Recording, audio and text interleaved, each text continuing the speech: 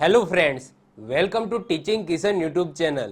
તો આપણે કંઈક ઇન્ડિયન જિયોગ્રાફી ભારતની ભૂગોળ જોતા હતા, જેના અત્યાર સુધી આપણે 19 લેક્ચર જોઈ ગયા.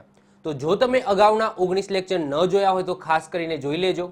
ભારતની ભૂગોળના મહત્વપૂર્ણ બધા જ ટોપિક, ઓલમોસ્ટ બધા જ ટોપિક આપણે ઓલરેડી અગાઉના લેક્ચરની અંદર કમ્પ્લીટ કરી દીધા છે. તમારા સિલેબસની અંદર પણ જોવો તો તમે સિલેબસ વાઇઝ તમે જોશો તો એ બધા ટોપિક, ઓલમોસ્ટ બધા ટોપિક છે. તમે પીએસઆઈની તૈયારી કરતા હોય, કોન્સ્ટેબલની તૈયારી કરતા હોય, સીસીની તૈયારી કરતા હોય કે કોઈ પણ એક્ઝામની તૈયારી કરતા હોય, જો એની અંદર ભારતની ભૂગોળ હશે અને એની અંદર જે ટોપિક લખેલા હશે તો એમાંથી ઓલમોસ્ટ બધા ટોપિક આપણે ઓલરેડી કવર કરી દીધા છે. હવે થોડા ઘણા ટોપિક છે જે હવે નેક્સ્ટ લેક્ચરોની અંદર આવી જશે. તો જો તમે અગાઉના લેક્ચર ન જોયા હોય તો ખાસ કરીને જોઈ લેજો. હવે લેક્ચર નંબર 19 ની અંદર આપણે કંઈક વાત કરતા હતા કુદરતી આપત્તિઓની, જેના પાર્ટ 1 ની અંદર આપણે સરસ મજાની એક કુદરતી આપત્તિની વાત કરી, એ છે ભૂકંપ. તો આઈ હોપ સો તમે એ લેક્ચર જોઈ લીધો હશે, લેક્ચર નંબર 19, જેની અંદર આપણે ભૂકંપની વાત કરી હતી. બહુ ડીપમાં આપણે ભૂકંપને સમજ્યા હતા. હવે ભૂકંપ છે ને, એ પહેલા એવો એક સમય હતો જ્યારે કોઈક વખત જ આવતો હતો, પરંતુ અત્યારે તમે જુઓ કે દર અઠવાડિયે ક્યાંક ને ક્યાંક ભૂકંપના આપણને ન્યૂઝ જોવા મળે છે. એવું જરૂર નથી કે ભારતની અંદર, પરંતુ આપણા દેશની અંદર, વિદેશની અંદર ઘણી બધી જગ્યાએ અત્યારે એક કોન્સ્ટન્ટ વેની અંદર દર વીક કે દર મંથ તમને ભૂકંપ જોવા મળશે. અને પહેલા કરતા વધારે તીવ્રતાના હવે ભૂકંપો જોવા મળે છે. અને પહેલા જે હાનિ થતી હતી એના કરતા પણ વધારે હાનિ હવે અત્યારે જોવા મળે છે. તો ભૂકંપ એને આપણે ઇન્ડિવિજ્યુઅલી ડીપમાં ભણી ગયા લેક્ચર નંબર 19 ની અંદર, એટલે કે કુદરતી આપત્તિઓના પાર્ટ 1 ની અંદર. તો આઈ હોપ સો તમે એ લેક્ચર જોઈ લીધો હશે. હવે આજના લેક્ચરની અંદર કુદરતી આપત્તિઓના પાર્ટ 2 ની અંદર આપણે ભૂસ્ખલનની વાત કરીશું, પૂરની વાત કરીશું, ચક્રવાતની વાત કરીશું અને જ્વાળામુખની વાત કરીશું. તમારા સિલેબસની અંદર તમે જો કોન્સ્ટેબલ કે પીએસઆઈની તૈયારી કરો છો તો તમારા સિલેબસની અંદર ક્લિયરલી આ કુદરતી આપત્તિઓના નામ લખેલા છે કે ભાઈ ભૂકંપ વિશે સમજજો, ભૂસ્ખલન વિશે સમજજો, પૂર વિશે, ચક્રવાત, જ્વાળામુખી વિશે સમજજો. આ સિવાય અમુક અલગ કુદરતી આપત્તિઓ છે એના વિશે પણ સમજજો. ક્લિયર હવે લખેલું છે, કારણ કે તમને એ ખબર હોવી જોઈએ. હવે સરકાર છે એ પણ એવું કહે છે કે ભાઈ જે પણ સ્ટુડન્ટો આવે છે, જે હવે સરકારી પદ ઉપર આવવાના છે, એમને ખબર હોવી જોઈએ કે આ બધી કુદરતી આપત્તિઓ છે એ કઈ રીતના આવે છે, સાથે સાથે આપણે કઈ રીતના આ બધી કુદરતી આપત્તિઓથી બચી શકીએ. ક્લિયર? એટલે કે કહેવાય, ઇંગ્લિશમાં કહેવાય ડિઝાસ્ટર મેનેજમેન્ટ. તો ડિઝાસ્ટર મેનેજમેન્ટ એ હવે તમારા સિલેબસની અંદર મૂકવામાં આવ્યો છે. તો હવે આમાંથી પણ અવારનવાર ક્વેશ્ચનો તમારી એક્ઝામની અંદર વધવાના જ છે. ક્લિયર? તો આપણે ભૂકંપ સમજી ગયા. આજના લેક્ચરની અંદર બીજી ચાર જે કુદરતી આપત્તિઓ છે એને વન બાય વન એક એક કરીને આપણે સમજીશું. ક્લિયર? તો વન બાય વન એક એક કરીને સમજીશું. એમાં સૌથી પહેલા જ વાત કરીએ ભૂસ્ખલન. ભૂસ્ખલનનો મતલબ શું થાય? ભૂનો મતલબ થાય ભૂમિ, સ્ખલનનો મતલબ થાય હલવું, પડવું.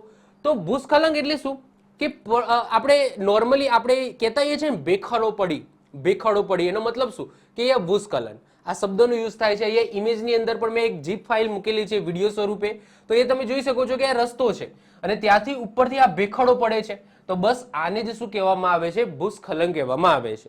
તો હવે એ સમજવાનું છે કે આ ભૂસ્ખલન કેમ થાય છે, કઈ રીતના આપણે બચી શકીએ. હવે ઓબ્વિયસલી આવી કોઈ ભૂસ્ખલન થતું હોય તો નોર્મલી કોઈ બચાવના કોઈ સ્પેસિફિક ઉપાય ના હોય, ઓકે, પરંતુ આપણે તકેદારી રાખી શકીએ. શું રાખી શકીએ એ પણ આપણે સમજીશું. ઓકે, તો ભૂસ્ખલન, જેને ઇંગ્લિશમાં લેન્ડ સ્લાઇડ કહેવામાં આવે છે. લેન્ડનો મતલબ થાય જમીન, સ્લાઇડનો મતલબ થાય ખસવું, જમીન ખસવી, એને શું કહેવામાં આવે છે? ભૂસ્ખલન કહેવામાં આવે છે. તો જમીનનો એક મોટો ભાગ કે ખડકો કે ભેખડોનું કે તેના કોઈ ભાગનું પહાડ પરથી સરકીને નીચે ઘસી પડવાની ભૂવૈજ્ઞાનિક ઘટનાને શું કહેવામાં આવે છે? ભૂસ્ખલન કહેવામાં આવે છે. હવે નોર્મલી આપણા ગુજરાતની અંદર ક્યાંય નોર્મલી તમે જોશો તો ભૂસ્ખલન થતું નથી, પરંતુ તમે ઉત્તરાખંડ જાઓ, હિમાચલ પ્રદેશની અંદર જાઓ તો ત્યાંના રસ્તા ઉપર અવારનવાર આ વસ્તુ તમને જોવા મળતી હશે. રસ્તા ટોટલી બંધ થઈ જાય. હવે નોર્મલી શું હોય છે કે પહાડ ઉપરનો જે રસ્તો હોય છે ને, એ જે આપણે પાસ તરીકે ઓળખીએ છીએ, હવે એ એક જ રસ્તો હોય છે. આપણે અહીંયાથી તમારે સમજી લો ગાંધીનગરથી અમદાવાદ જવું હોય તો તમને 10 રસ્તા જોવા મળશે. એક રસ્તો બંધ થઈ ગયો તો બીજાથી જાઓ. પરંતુ જ્યારે આ ટાઈપના પહાડોની અંદર રસ્તા હોય છે તો બે જગ્યાને જોડતો એક જ રસ્તો હોય છે. હવે એ જ રસ્તો જો બંધ થઈ જાય તો સમજી શકો છો કે આખો જે વાહન માર્ગ, મતલબ કે ટોટલી જે એક જગ્યાએથી બીજી જગ્યાનું છે આખું ડિસ્કનેક્ટ થઈ જાય.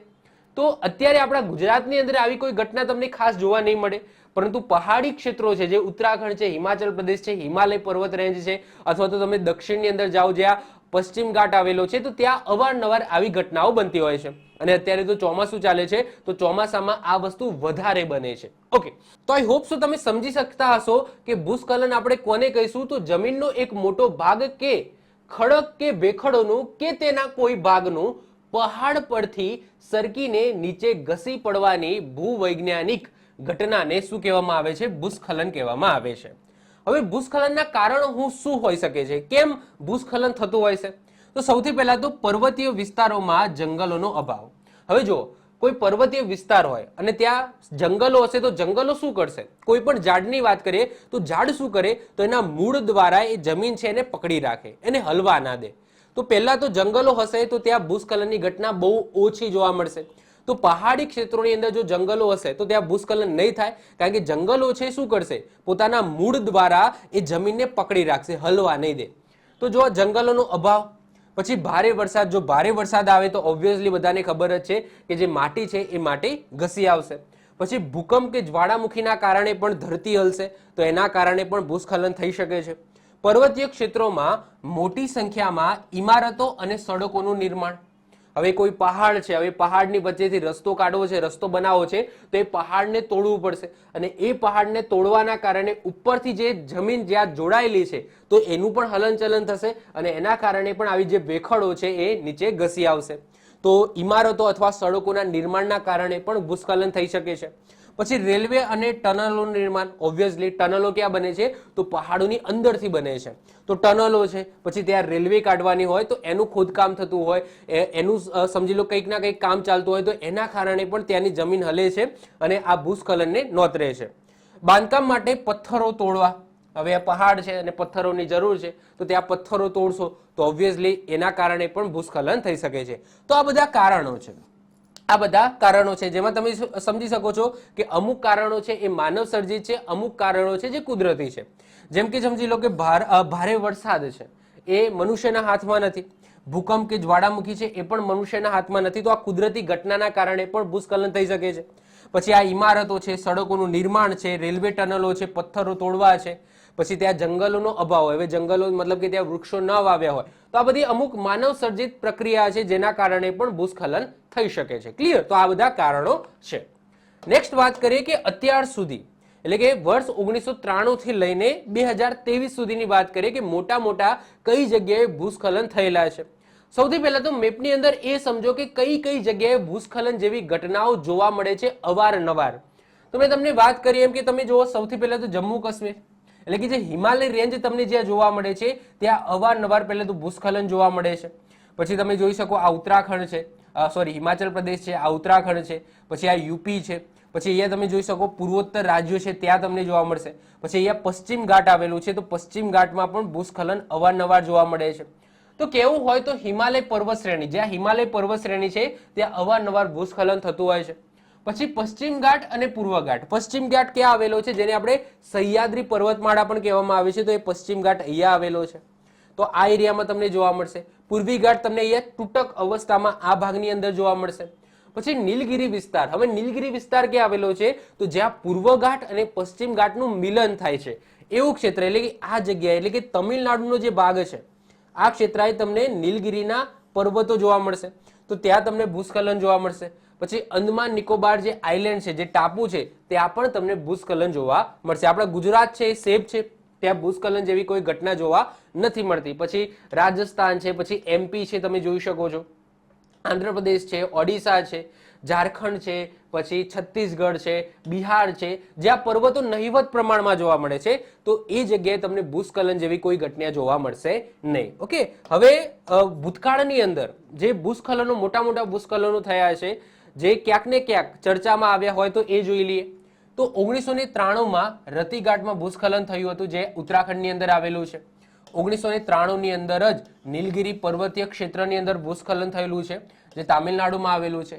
1998ની અંદર મલપા, જે ઉત્તરાખંડની અંદર આવેલું છે. 2003માં ઉત્તરકાશીની અંદર થયું હતું, એ પણ ઉત્તરાખંડમાં આવેલું છે.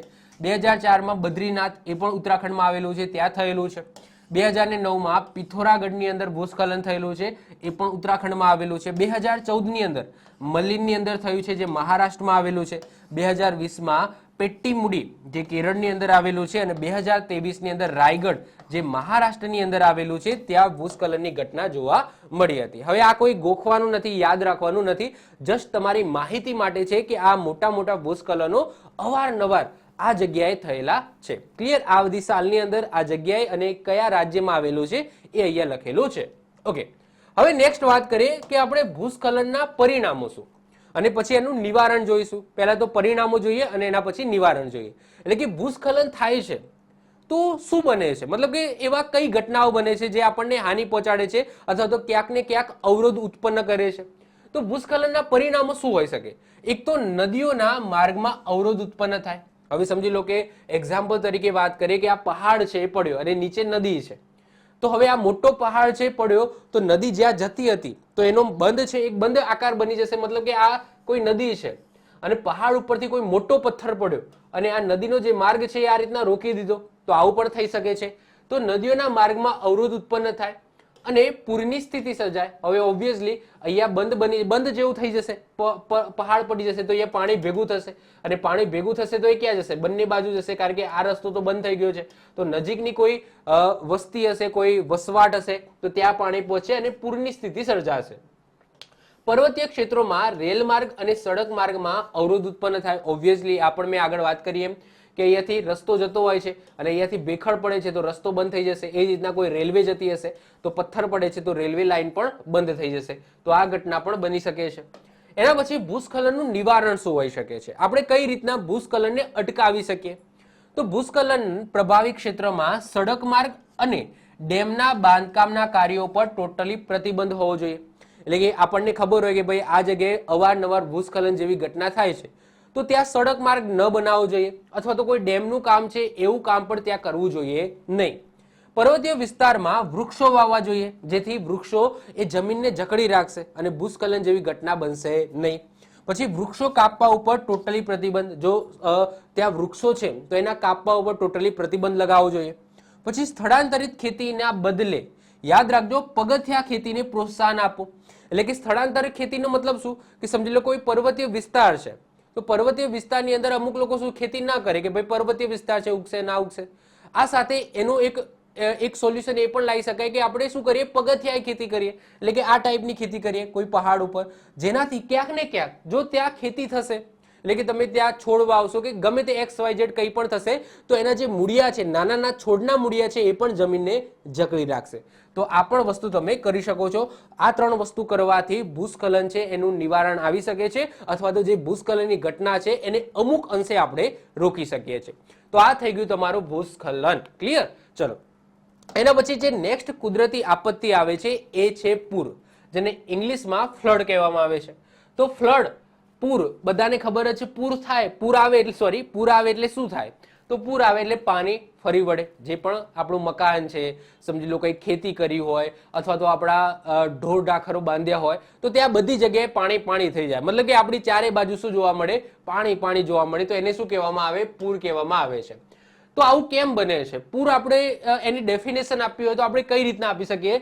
તો નદીમાં ક્ષમતા કરતા, નદીની જે કેપેસિટી છે એના કરતા વધારે પાણીનો પુરવઠો આવે છે, જે નદીની આસપાસની માનવ વસાહતો તેમજ અન્ય વિસ્તારોમાં પ્રભાવિત કરે છે. તો એને શું કહેવામાં આવે છે? પૂર કહેવામાં આવે છે.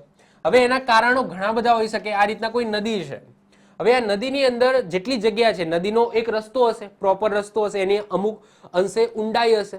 હવે એ ઊંડાઈ કરતા વધારે પાણી એની અંદર આવી જાય તો એ નદી શું કરશે? એનું પાણી છે આ રીતના ચારે બાજુ ફેલાવાનું સ્ટાર્ટ કરી દેશે. ક્લિયર? હવે આવું ફેલાશે તો અહીંયા શું હશે? ઓબ્વિયસલી નદીની આજુબાજુ તમને વસાહતો જોવા મળશે, માનવ વસ્તી જોવા મળશે. તો એ પાણી છે એ આ માનવ વસ્તીની અંદર ફરી વળશે અને એને શું કહેવામાં આવે છે? પૂર કહેવામાં આવે છે. પૂરના કારણો શું હોઈ શકે છે? કેમ પૂર આવે છે? તો એ આપણે જોઈએ. તો સામાન્ય કરતા લાંબા સમય સુધી વધુ વરસાદ, એટલે કે કોઈક જગ્યાએ સ્પેસિફિક દર વર્ષે વરસાદ પડતો હોય અને કોઈક વખત એવું બને કે એ જગ્યાએ વધુ પડતો વરસાદ પડી ગયો અને બહુ લાંબા સમય સુધી પડ્યો, તો ઓબ્વિયસલી જે રોજની કેપેસિટી હતી એના કરતાં હવે એની જગ્યા વધારે જોશે, કારણ કે પાણી વધારે સંગ્રહ કરવાનું છે અને જગ્યા ક્યાંથી લાવી નથી, તો એ શું કરશે, પોતાનું પાણી છે એની મતલબ કે પોતે રસ્તો બનાવીને આજુબાજુના જે ગામડાઓ છે અથવા તો બીજી જે રસ્તાઓ છે ત્યાં એ ઠાલવી દેશે. તો એના કારણે પણ શું આવી શકે છે, પૂર આવી શકે છે. બંધનું તૂટવું, yes, most IMP. Most of the કેસની અંદર જે પૂર આવતું હોય છે એ બંધના તૂટવાના કારણે આવતું હોય છે, કારણ કે બંધનું તૂટવું ઓબ્વિયસલી અહીંયા બંધ બનાવેલો છે. હવે જો બંધ બનાવેલો છે આ રીતના, બંધનું કામ શું કે પાણીને રોકી રાખવું. હવે માની લો કે આ બંધ છે, આ બંધ છે, ઓકે, અને બંધનું કામ એ છે કે જ્યારે જરૂર પડે ત્યારે પાણી છોડવું, ત્યાં સુધી એનો પાણીનો સંગ્રહ કરવો. તો અહીંયા સમજી લો કે વસાહતો છે, અહીંયા વસાહતો છે, અહીંયા બંધ છે અને અહીંયા પાણી ભરાઈ રહ્યું છે. કેમ? કારણ કે અહીંયા બંધ છે. હવે બંધનું કામ એ કે જ્યારે જરૂર પડે ત્યારે છોડવું. અહીંયા જો પાણી હોય તો છોડવાની જરૂર નથી, પરંતુ કોઈ કારણસર આ બંધ તૂટી ગયો, આ બંધ તૂટી ગયો તો અહીંયા જે પાણી ભેગું થયું હતું એ એકદમ ફોર્સની અંદર આવશે અને આજુબાજુની જે વસાહતો છે એને તહેસ નહેસ કરી નાખશે. તો બંધનું તૂટવું એ પણ પૂરને નોતરે છે. પછી ગ્લોબલ વોર્મિંગના કારણે હિમનું પીગળવું. મોસ્ટ ઓફ ધ જો મોટી મોટી નદીઓની વાત કરીએ, જેમ કે ગંગા નદી છે, ક્યાંથી આવે છે? ગ્લેશિયરમાંથી આવે છે. ગ્લેશિયરને હિમ નદી કહેવામાં આવે છે, એટલે કે બરફ પીગળે છે અને બરફ પીગળવાના કારણે નદીનું સ્વરૂપ ધારણ થાય છે, પાણી બને છે. હવે કોઈક વખત એવું બને કે ભાઈ હિમ વધારે ઓગળે, બરફ વધારે ઓગળે. જો બરફ વધારે ઓગળશે તો નદીની અંદર શું આવશે? પૂર આવશે, કારણ કે પાણી ઓબ્વિયસલી વધારે એની અંદર જથ્થો આવશે, કારણ કે બરફ ઓગળ્યો છે. જેમ કે ગંગા નદીની જ વાત કરીએ તો એ ગંગા નદી ક્યાંથી નીકળે છે? ગ્લેશિયરમાંથી જ નીકળે છે. યમુના નદી છે, ક્યાંથી નીકળે છે? ગ્લેશિયરમાંથી જ નીકળે છે. તો આ બધી નદીઓ, પછી બ્રહ્મપુત્ર છે, ક્યાંથી નીકળે છે? મોટી મોટી નદીઓ તમે જુઓ ગ્લેશિયરમાંથી જ નીકળે છે. તો કોઈક વખત આ બધી નદીઓની અંદર વધારે પડતો બરફ છે, ઓકે, એ પડ્યો. હવે એ ગ્લોબલ વોર્મિંગના કારણે, ગ્લોબલ વોર્મિંગનો મતલબ શું થાય કે વાતાવરણ વધારે પડતું ગરમ થઈ જવું, અને ગરમ થઈ જવાના કારણે જે હિમ પ્રદેશો છે, જેમ કે હિમાલય ક્ષેત્રો છે, જ્યાં બરફ છે એ વધારે ઓગળશે અને એના કારણે એનું જે પાણી છે ક્યાં ઠાલવશે? નદીઓની અંદર ઠાલવશે, અને એના કારણે પણ આ બધી નદીઓની અંદર પૂર આવી શકે છે. એના પછી નેક્સ્ટ છે વનો કાપવાથી. તો તમને ખબર જ છે કે વૃક્ષો છે એ વૃક્ષો જમીનને જકડી રાખે છે. તો જો પાણી ત્યાં ઢોળશો, સમજી લો કે બે વસ્તુ છે, એક નોર્મલ જમીન છે જ્યાં વૃક્ષો વાવ્યા નથી અને એક બીજી જમીન છે જ્યાં વૃક્ષો વાવ્યા છે. હવે બંનેમાં તમે સેમ પાણી ઢોળો તો કયું પાણી નીચે પહોંચશે પહેલા, અથવા તો કયું પાણી નીચે પહોંચશે જ નહીં? તો જ્યાં વૃક્ષો વાવ્યા હશે ને એ શું કરશે? પાણીનું શોષણ કરી લેશે, કારણ કે એને પણ પાણીની જરૂર હોય. તો જો પાણી અમુક અંશે વનો છે એ પણ શોષી લેશે, જમીનને જકડી રાખે છે, તો સાથે સાથે પાણીમાં જે કહેવાય ભેજ છે એ ભેજને પણ જકડી રાખશે. તો વનો કાપવાથી પણ પૂરની સ્થિતિ ત્યાં સર્જાઈ શકે છે.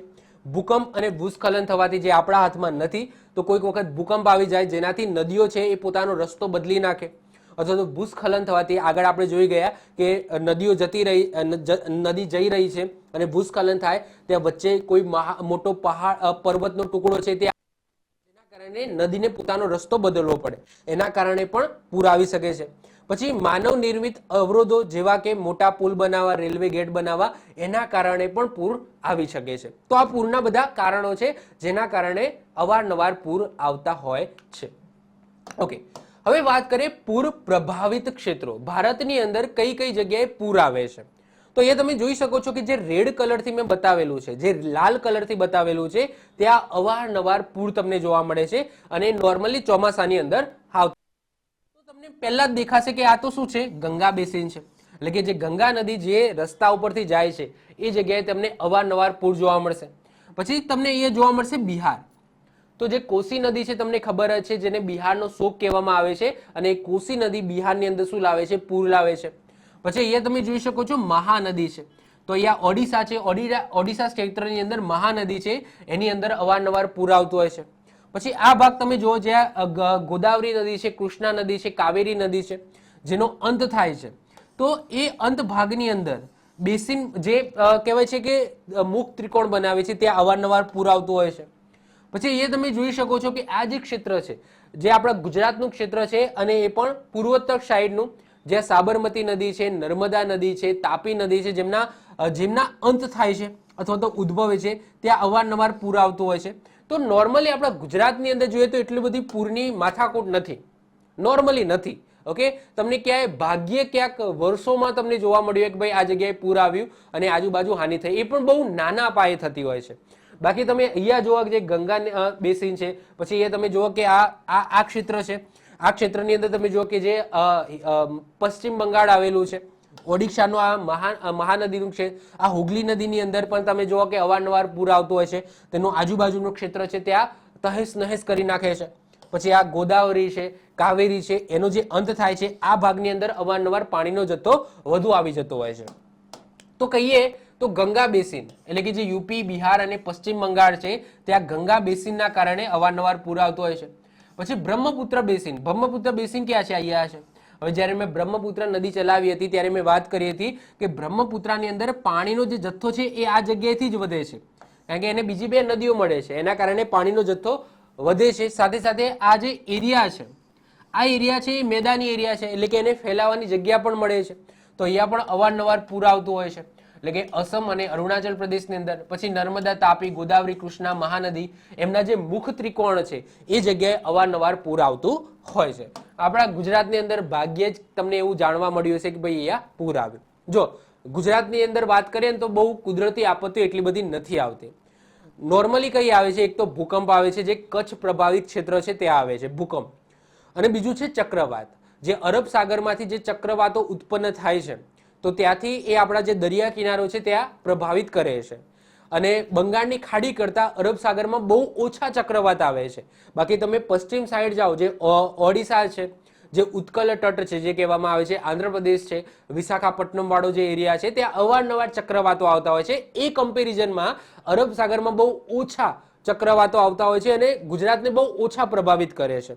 તો નોર્મલી આપણા ગુજરાતની અંદર કુદરતી આપત્તિઓની વાત કરીએ તો એક ભૂકંપ છે જે ઘણા વર્ષો પછી આવે છે, મતલબ કે બહુ લાંબા સમય આવે છે. અને છેલ્લે આપણે આ વાત કરીએ કે બહુ મોટા પાયાનો જે ભૂકંપ છે 2001માં આવ્યો હતો કચ્છની અંદર. એના પછી અત્યાર સુધી 2024 ચાલે છે, હજુ સુધી કોઈ એવું ખાસ ભૂકંપ છે નોંધવામાં નથી આવ્યો. એ જ રીતના ચક્રવાત છે એ હમણાં આવ્યું હતું. તો એ ચક્રવાત અવારનવાર આવતા હોય છે, પણ એ પણ એટલા બધા કોઈ ખાસ પ્રભાવિત નથી કરતા, અને પ્રભાવિત કરે છે તો એ દરિયા કિનારાનો જે વિસ્તાર છે ત્યાં અમુક અંશે પ્રભાવિત કરે છે. ક્લિયર? બાકી કોઈ ખાસ કુદરતી આપત્તિઓ છે આપણા ગુજરાતની અંદર જોવા મળતી નથી. ઓકે, તો વાત કરતા હતા કંઈક ભારતની અંદર પૂરની અંદર, તો ભારતની લગભગ બધી જ નદીઓના બેસિનની અંદર તમને પૂર જોવા મળશે. ભારતના ભૂવૈજ્ઞાનિક સર્વેક્ષણ પ્રમાણે ભારતનો લગભગ 12.5% વિસ્તાર છે એ પૂરની સંભાવના વાળો છે, જ્યાં પૂર આવી શકે છે. ઈસવીસન 1954 ની અંદર જે ભયાનક પૂર આવ્યો હતો એના પછી સરકારને થયું કે ભાઈ આનું નિયંત્રણ કંઈક ના કંઈક હોવું જોઈએ. તો 1954માં આવેલા ભયાનક પૂર પછી તે જ વર્ષમાં રાષ્ટ્રીય પૂર નિયંત્રણ કાર્યક્રમ લાગુ કરવામાં આવ્યો, જેમાં નદીઓ પર બંધનું નિર્માણ, ગામ કે શહેર નજીક આવેલ નદીઓ પર આવેલ બંધની ઊંચાઈ વધારો કરવામાં આવ્યો, સાથે સાથે પાણી નિકાલની યોગ્ય વ્યવસ્થા કરવામાં આવી હતી. ક્લિયર? તો આ બધા પગલા છે એ સરકાર દ્વારા પછી લેવામાં આવ્યા હતા 1954 પછી. ક્લિયર? અને આ ડેટા ખાસ યાદ રાખજો, એક્ઝામની અંદર પૂછાય કે ભારતનો ટોટલ વિસ્તારનો કેટલા ટકા વિસ્તાર એ પૂર સંભાવના, મતલબ કે પૂર આવી શકે છે એવો વિસ્તાર છે, તો 12.5% વિસ્તાર એવો છે. ક્લિયર? ચલો આગળ વાત કરીએ પૂરની અસરો. જો પૂર આવે છે તો શું અસરો થાય? ઓકે, માનવ વસાહતો ઉપર શું અસર થાય, માનવ જીવન ઉપર શું અસર થાય? તો બધાને ખબર છે કે પૂરના કારણે મકાન, પશુઓ અને પાક તથા અન્ય વસ્તુઓ જળ પ્રવાહમાં વહી જાય. અને જ્યાં ભયાનક પૂર આવે છે તો એમના ઘર છે એ પણ પાણીની અંદર વહી જાય. કોઈ સારું એવું મકાન હોય તો એમાં ઉપર સુધી પાણી આવી જાય. પશુઓ છે, ઢોર ઢાખરો છે એ પણ તણાઈ જાય. પાક છે, પાકની તો શું વાત કરો, કોવાઈ જાય. અને અમુક જે બધી વસ્તુઓ છે, ઘરની અંદર પડેલી વસ્તુ કે ઘણી બધી વસ્તુઓ છે એ બધી જળ પ્રવાહની અંદર શું થઈ જાય છે? વહી જાય છે. માટીનું ધોવાણ થવાથી જમીનની ફળદ્રુપતા ઘટે છે. કોઈ ખેતીલાયક જમીન હોય ત્યાં પૂર આવ્યું, આટલી સુધી પાણી ભરાઈ ગયું, ઓકે, ઢીચણ સુધી પાણી ભરાઈ ગયું, તો ઓબ્વિયસલી એ પછી જ્યારે પાણીનો નિકાલ થશે કે જે પણ થશે, હવે જે જમીનને જેટલું યોગ્ય પાણીની જરૂર હોય એના કરતાં વધારે પડતું પાણી મળી જાય તો એની જે ફળદ્રુપતા છે, અમુક જે પોષક દ્રવ્યો છે એ બધા તણાઈ જવાના છે, એ બધા નષ્ટ પામવાના છે, તો એની ફળદ્રુપતા ઘટે છે.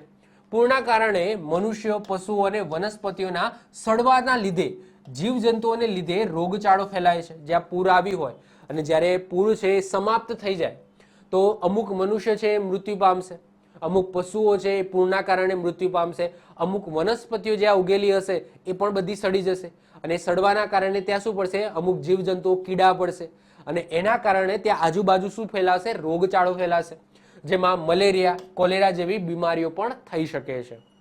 પૂરને આપણે કઈ રીતના નિયંત્રણમાં લાવી શકીએ? તો એક જ કામ છે, પહેલા તો વૃક્ષારોપણ કરો ભાઈ, બને એટલું વૃક્ષારોપણ કરો. વૃક્ષારોપણ કરીને જળ પ્રવાહને ઓછો કરી શકાય છે. પછી નદીઓ પર બંધ બાંધવામાં આવે, બહુહેતુક પરિયોજનાનું નિર્માણ કરવામાં આવે, નદી માર્ગોને ઊંડા અને પહોળા કરવામાં આવે. આ મુખ્ય કાર્ય છે કે ભાઈ નદી માર્ગ છે એને પહોળા કરો, ઓકે, ઊંડા કરો, જેનાથી પાણી છે એ આજુબાજુ ઠાલવે નહીં, ઓકે, પોતાના માર્ગની અંદર જ લઈ જાય. ક્લિયર? તો આ બધા પૂરને તમે નિયંત્રણ આ રીતના કરી શકો છો.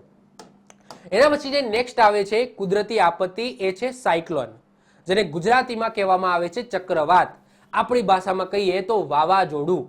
તો વાવાઝોડું, ચક્રવાત અથવા તો સાયક્લોનની હવે વાત કરીએ. હા, મોસ્ટ આઈએમપી છે. જો ભૂકંપ પછી જો કોઈ બીજી મોસ્ટ આઈએમપી જો કોઈ કુદરતી આપત્તિ હોય જેમાંથી અવારનવાર ક્વેશ્ચનો બનતા હોય છે તો એ છે ચક્રવાત, સાયક્લોન. અને તમે ભવિષ્યમાં જોશો તો ચક્રવાત, સાયક્લોનમાંથી સારા એવા ક્વેશ્ચનો બનશે, કારણ કે આ વસ્તુ હવે જો ચર્ચામાં વધારે આવતી હોય છે. ક્લિયર?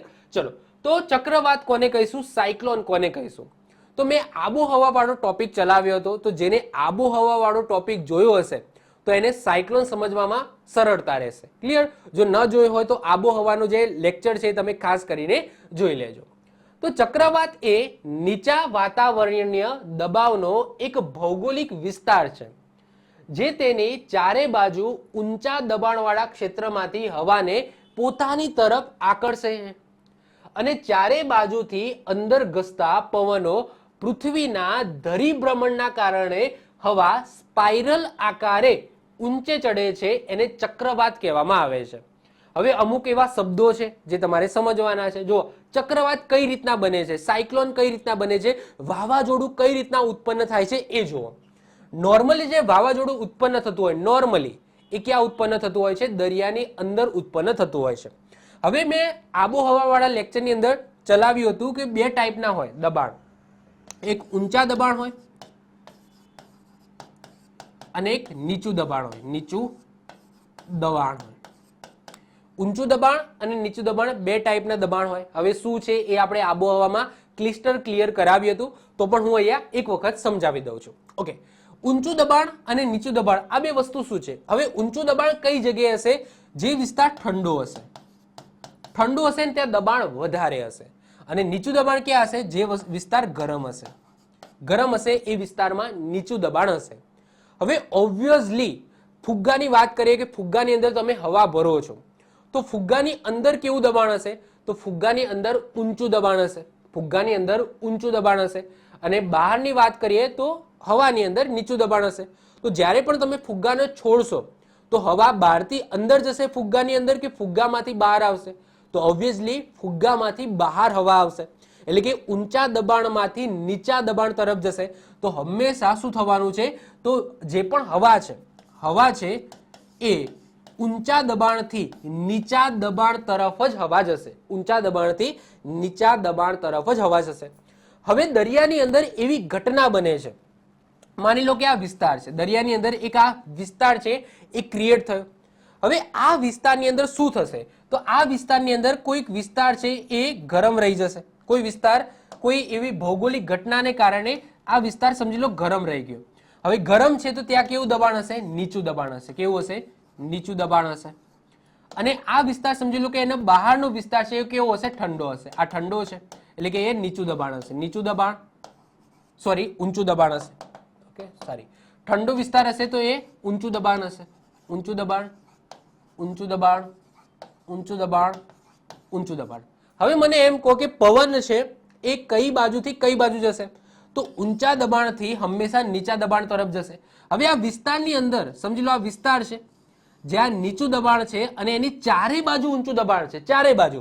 તો ઓબ્વિયસલી જે પવન છે કઈ રીતના આવશે? આ રીતના આવશે. ચારે બાજુ એ વિસ્તારની અંદર આ રીતના પવન આવશે. હવે આ વિસ્તારની અંદર ચારે બાજુથી પવન આવ્યો અને સાથે સાથે શું થાય છે? પૃથ્વી છે એનું શું થાય છે? ધરી ભ્રમણ થાય છે, એટલે કે પૃથ્વી છે એ પોતાની ધરી ઉપર આ રીતના ફરે છે. હવે આ વિસ્તારની અંદર ચારે બાજુથી પવન આવે છે અને પૃથ્વી છે પોતાની ધરી ઉપર ફરે છે અને એના કારણે આ જે ચારે બાજુથી હવા આવે છે આ રીતના ગોળ ગોળ ગોળ ગોળ ફરશે, આ રીતના ગોળ ગોળ ગોળ ગોળ ફરશે. આ બધી વસ્તુ મોટા પાયે થાય છે. આવું નાના પાયે નહીં, બહુ મોટા ક્ષેત્રની અંદર મોટા પાયે થાય છે. હવે માની લો કે અહીંયામાં જસ્ટ આ રીતના ચોરસ બતાવી છે, પરંતુ હોઈ શકે છે કે આ સમજી લો કે 5 કિલોમીટરનો વિસ્તાર, 5 ચોરસ કિલોમીટરનો પણ વિસ્તાર હોઈ શકે, એટલા મોટા ક્ષેત્રની અંદર પણ થઈ શકે છે. તો આવી વસ્તુ ઘટના બને છે એટલે કે કોઈ એવો વિસ્તાર જ્યાં નીચું દબાણ હોય છે, એટલે કે કોઈ ગરમ વિસ્તાર હોય છે અને એની ચારે બાજુ ઠંડો વિસ્તાર હોય છે, એટલે કે ઊંચું દબાણ હોય છે, અને હંમેશા ઊંચા દબાણથી નીચા દબાણ તરફ હવા છે એ જાય છે. તો ચારે બાજુથી અહીંયા હવા આવે છે અને પૃથ્વી છે પોતાની ધરી ભ્રમણ કરે છે, પોતાની ધરી ઉપર ફરે છે. એના કારણે આ જે હવા આવે છે ગોળ ગોળ ગોળ ગોળ ફરે છે અને આવું સ્વરૂપ ધારણ કરે છે. એને શું કહેવામાં આવે છે? ચક્રવાત, એટલે કે સાયક્લોન કહેવામાં આવે છે. આ સમજાવી દીધું. હવે આ વસ્તુ ફરીથી વાંચો એટલે આ બધી વસ્તુ ક્લિયર થતી જશે. હવે ધ્યાનથી સમજો. ચક્રવાત એ નીચા વાતાવરણીય દબાવનો એક ભૌગોલિક વિસ્તાર છે. ચક્રવાત એ શું છે? નીચા વાતાવરણીય દબાવ. આ ચક્રવાત અહીંયા નીચું વાતાવરણીય દબાવ છે કે નહીં?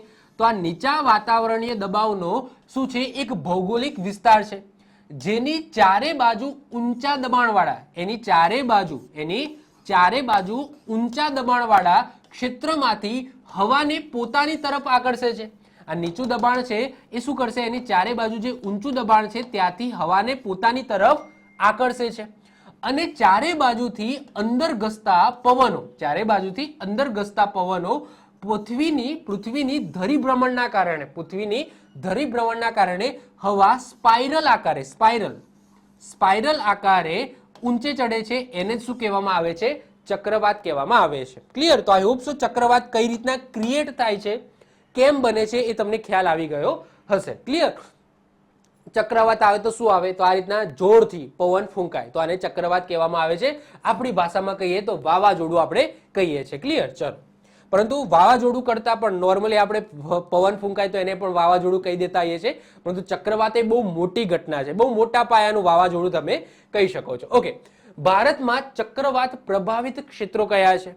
તો સૌથી વધારે જો ચક્રવાત આવતા હોય તો એ આવે છે ઉત્કલ તટે. ઉત્કલ તટ ક્યાં આવેલું છે? તો એ આવેલું છે ઓડિશામાં. તો આ વિસ્તાર છે જો આ પશ્ચિમ બંગાળ છે અને આ ઓડિશા છે. તો ઓડિશાનો આ જે વિસ્તાર છે ત્યાં સૌથી વધારે ચક્રવાત આવે, સૌથી વધુ. અને આ પટ્ટાની અંદર તમને વધારે ચક્રવાત જોવા મળશે, પરંતુ સૌથી વધારે ઉત્કલ તટ એટલે કે ઓડિશાની અંદર તમને ચક્રવાત જોવા મળે છે.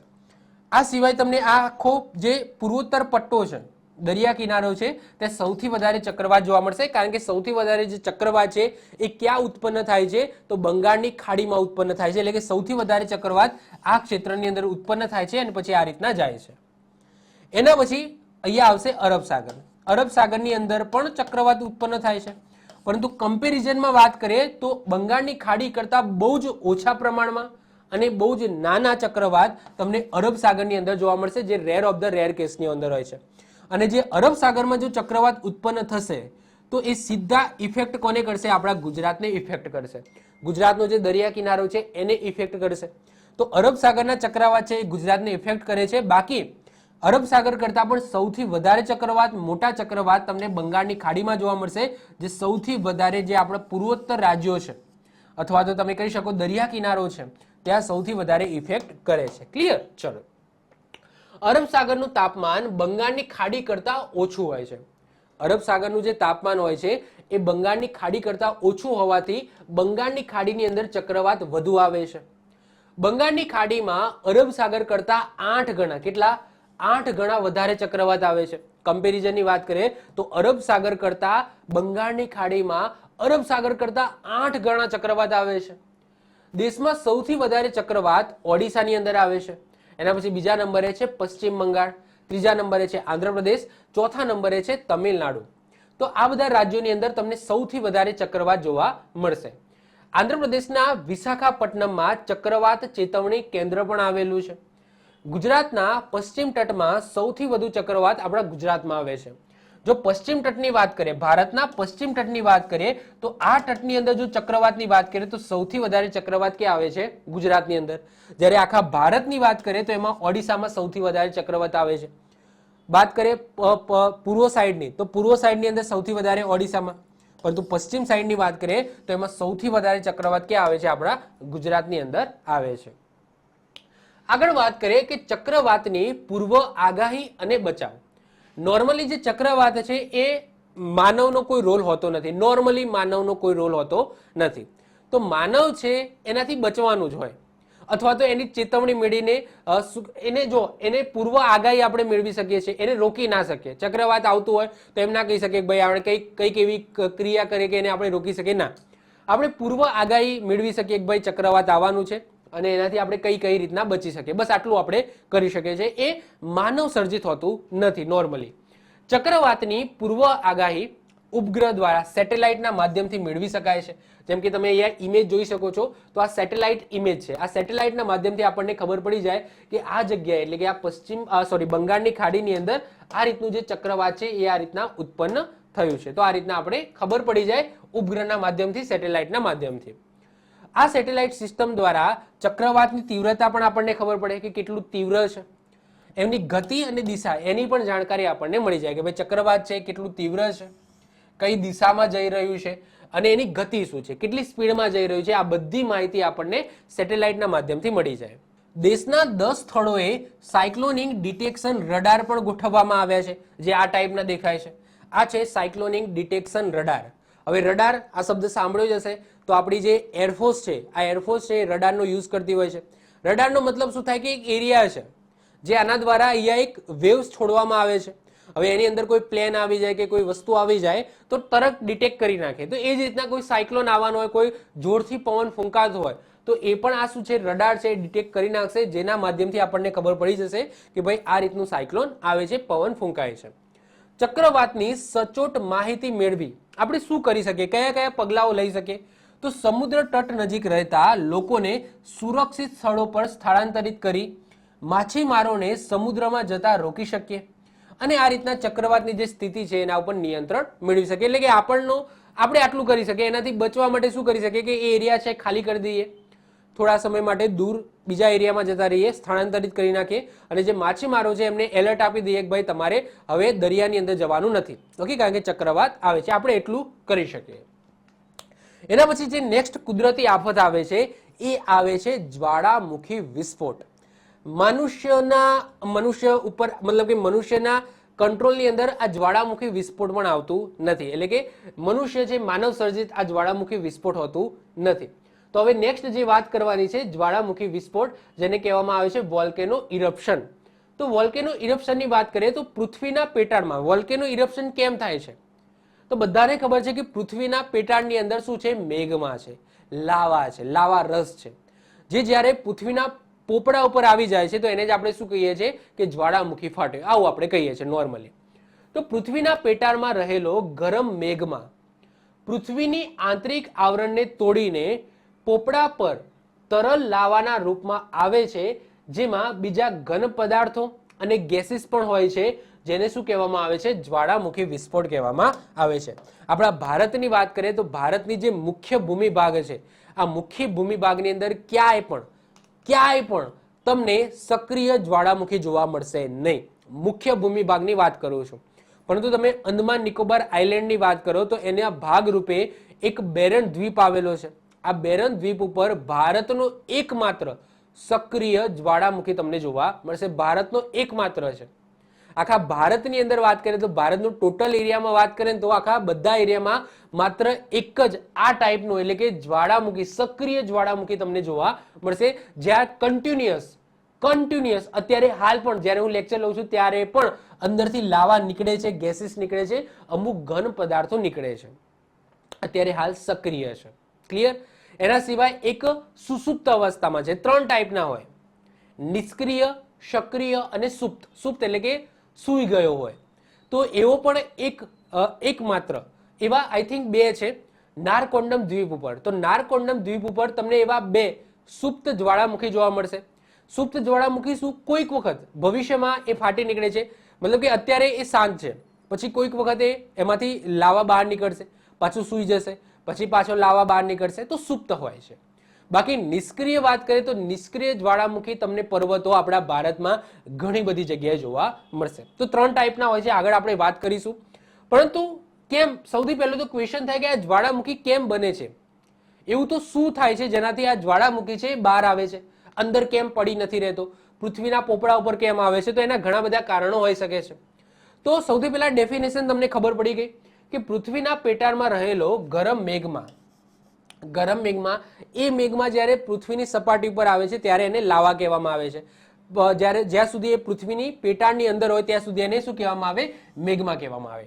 તો ગરમ મેઘમાં પૃથ્વીની આંતરિક આવરણને તોડીને પોપડા પર તરલ લાવાના રૂપમાં આવે છે, જેમાં બીજા ઘન પદાર્થો પણ હોય છે, ગેસીસ પણ હોય છે. એને શું કહેવામાં આવે? જ્વાળામુખી વિસ્ફોટ કહેવામાં આવે છે. જ્વાળામુખી વિસ્ફોટના કારણો શું?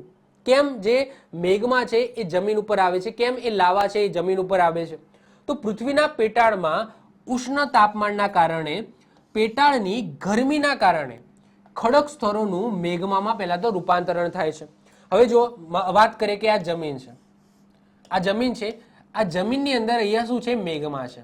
શું છે? મેઘમા છે, એટલે કે લાવારસ છે. ક્લિયર? આ મેઘમા છે. હવે શું થાય કે આ મેઘમાની સમજી લો ટેમ્પરેચર વધે. ટેમ્પરેચર વધવાના કારણે શું થશે? આ જે ખડકો છે, આ ખડકો છે એને પણ પીગળાવશે, આજુબાજુના ખડકો છે એને પણ પીગળાવશે. હવે પીગળાવશે તો એમાંથી શું થશે? એની જગ્યા તો જોઈએ ને. હવે ખડકોને પીગળાવશે તો એની જગ્યા જોશે. જો ઘન પદાર્થ કરતા, જો આ વસ્તુ તમને ખબર યાદ રાખજો, ઘન, પ્રવાહી અને વાયુ. ઘન પ્રવાહી વાયુની વાત કરીએ તો ઘન પદાર્થને ઓછી જગ્યા જોઈએ એઝ કમ્પેર ટુ પ્રવાહી અને વાયુ. પ્રવાહી પદાર્થને ઘન કરતા વધારે જોઈએ જગ્યા, અને વાયુ કરતા ઓછી, અને વાયુને વધારે જોઈએ. ઓકે, ઘન અને પ્રવાહી કરતા. તો આઈ હોપ સો આ તો તમને ખબર હશે. એટલે કે ઘન પદાર્થ છે એ વસ્તુને તમે ઓગળો, એટલે કે એને પ્રવાહીમાં રૂપાંતરણ કરો, તો જે ઘન પદાર્થ જેટલી જગ્યા રોકતો હશે ને એના કરતા વધારે જગ્યા પ્રવાહી રોકશે. અને જો એનાથી પણ વધારે જો વાયુમાં રૂપાંતરણ થશે તો ઘન પ્રવાહી કરતા પણ વધારે જગ્યા જોશે. આઈટમ એક જ છે, જથ્થો એક જ છે, પરંતુ જે અલગ અલગ ફોર્મેશનની અંદર જો એને રૂપાંતરણ કરશો તો એમાં જગ્યા છે એ પણ અલગ અલગ જોશે. ક્લિયર? તો આઈ હોપ સો તમે સમજી શકતા હશો. તો જ્યારે પણ જે ખડકો છે જે ઘન સ્વરૂપે છે એ પીગળશે, એટલે પ્રવાહી સ્વરૂપમાં એનું રિફોર્મ થઈ જશે. હવે પ્રવાહી સ્વરૂપ છે એને જગ્યા વધારે જોશે ઘન કરતા, તો એ શું કરશે? તો પૃથ્વીના જ્યાં પણ પોચી જગ્યા હશે ત્યાંથી બહાર નીકળશે, અને એને જ આપણે શું કહીએ છીએ? જ્વાળામુખી કહીએ છીએ. બીજું કારણ શું હોઈ શકે? તો પૃથ્વીના સપાટીના મતલબ કે પૃથ્વીની સપાટીથી પેટાળની અંદર કોઈ જે ખાંચાખૂંચી હોય અથવા તો તિરાડો હોય, એ તિરાડોમાંથી સમજી લો પાણી છે, વરસાદનું પાણી કે કોઈ પણ XYZ કંઈ પણ પાણી છે એ જમીનની અંદર ઉતર્યું. હવે જમીનની અંદર શું છે? પાછો મેઘમાં રહેલો છે, તો પાણી છે એ જમીનની અંદર ઉતરશે. તો હવે પાણી છે એ કોના સંપર્કમાં આવશે? આ મેઘમાં, એટલે કે લાવારસની અંદર સંપર્કમાં આવશે. હવે જેવું આ પાણી છે એ લાવારસની અંદર સંપર્કમાં આવ્યું તો એ શું થશે? ઓબ્વિયસલી એનું વરાળમાં રૂપાંતરણ થઈ જશે. જે પાણી ઉતર્યું છે એનું વરાળમાં રૂપાંતરણ થઈ જશે. હવે વરાળ છે એને વધારે જગ્યા જોઈએ, પ્રવાહી કરતા વરાળને વધુ જગ્યા જોઈએ, તો એ શું કરશે? ફરીથી જગ્યા વધારે જોશે તો એ શું કરશે? બહાર નીકળશે. તો એના કારણે આ જ્વાળામુખી પ્રસ્ફોટન થતા હોય છે.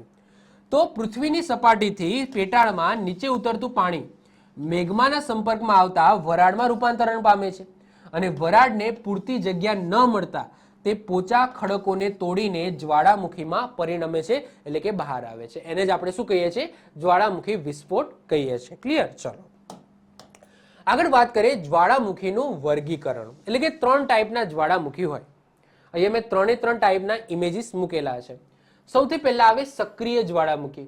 તો મેઘમાં છે, પછી ગેસ અને ખડકીય પદાર્થો છે એ નિરંતર, એટલે કે સતત પૃથ્વીના પેટાળમાંથી નીકળતા રહે. જેમ કે અત્યારે તમે જોઈ શકો છો આ ટાઈપનું, કે અત્યારે હાલ પણ આપણો એક છે બેરન દ્વીપ, આ બેરન દ્વીપ ઉપર જે જ્વાળામુખી આવેલો છે ત્યાં અત્યારે નિરંતર એ સક્રિય જ્વાળામુખી છે, ભારતનો એકમાત્ર સક્રિય જ્વાળામુખી છે જ્યાં નિરંતર અંદરથી ગેસીસ બહાર નીકળે છે, ખડકો બહાર નીકળે છે, આ રીતના લાવા બહાર નીકળે છે. તો એને શું કહીશું? આપણે સક્રિય જ્વાળામુખી કહીશું.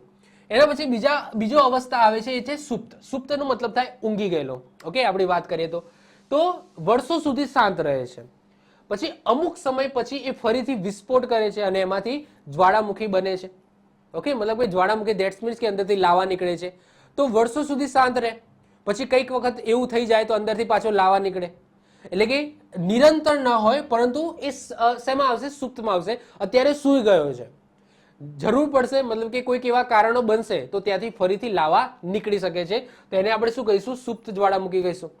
તો સાહેબ સુપ્ત જ્વાળામુખી આપણા ભારતમાં છે, તો યસ, અંદમાન નિકોબારની બાજુમાં જ એક બીજો દ્વીપ આવેલો છે, બેરન દ્વીપ, અને એક છે નારકોંડમ દ્વીપ. તો નારકોંડમ દ્વીપ ઉપર બે તમને સુપ્ત જ્વાળામુખી જોવા મળશે.